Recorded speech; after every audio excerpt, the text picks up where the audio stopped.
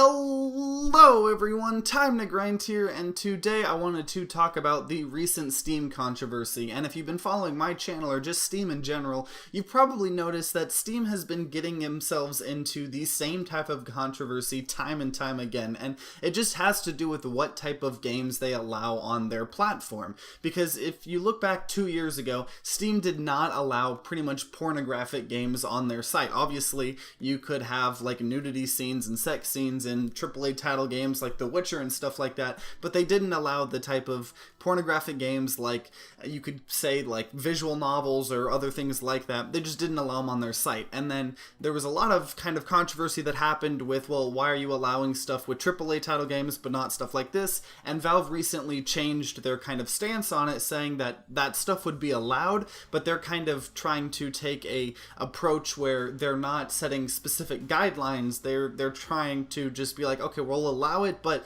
we kind of have say in what we will allow and won't allow. And they have a couple rules, like you can't depict minors, obviously, and obviously if something's illegal in a certain country, it won't be available in that country. But overall, they're kind of taking a laissez-faire kind of stance on it. They're like, okay, we're just going to allow people to do what they want, and then, you know, we'll maybe take things down if we have to. And that's caused a lot of controversy with a lot of games. A while back we saw the one about school shootings where someone made a school shooting simulator and it was getting put up on Steam, and every single news outlet was talking about how Steam was publishing a school shooting simulator, and they pretty much prevented that from coming out. They're like, no, we can't do that, most likely because of all of the bad publicity. And now it's just happened again with a game, unfortunately, called Rape Day. And it's a game where it's a visual novel where there's a zombie apocalypse, and I guess you are supposed to, in the description it says you can verbally harass, kill, and rape women. And it, so it's a very not good thing. It's not a good game. It had a Steam page and everything. I mean, it's no longer up there because Steam has ultimately decided to not allow this, but people are starting to get mad, not only that this thing the same thing kind of keeps popping up, but why Steam is allowing the opportunity for this to happen in the first place. And in particular, the Scottish National Party MP, Hannah Bardell, she released a statement today, and she was calling for a governmental review of Steam and other platforms. And the specific quote she said was, "The culture to seek forgiveness rather than permission is a stain on an industry that otherwise has the potential to be a real force for good." And she was requesting a full review into how tech companies and gaming platforms, specifically Steam, are able to get away with this kind of stupidity. And there were a lot of different people, you know, the Rape Crisis of Scotland, which is this organization that helps out a lot with kind of sexual violence and stuff like that.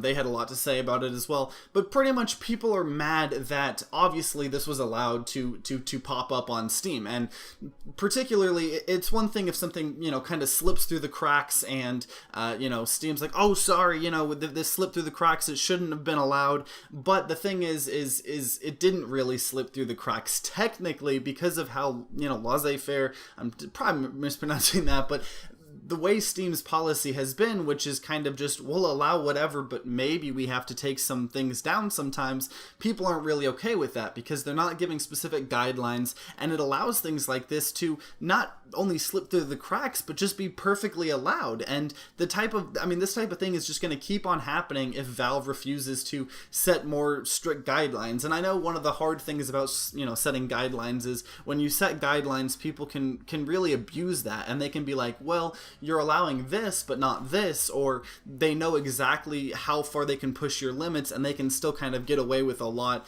through loopholes and stuff like that. So it's really hard, and I understand Steam's kind of pain because it's the same thing we've been hearing with the YouTube trying to stop all of this type of content. There's so much content out there. The difference is, though, is Steam can and should probably be allowing or, you know, not allowing and allowing more harshly. There's a lot of garbage that gets on Steam, and I know it's a lot to manage, but I mean, Steam is big enough, and it's not something like YouTube where 500 billion hours are added of content are added each second.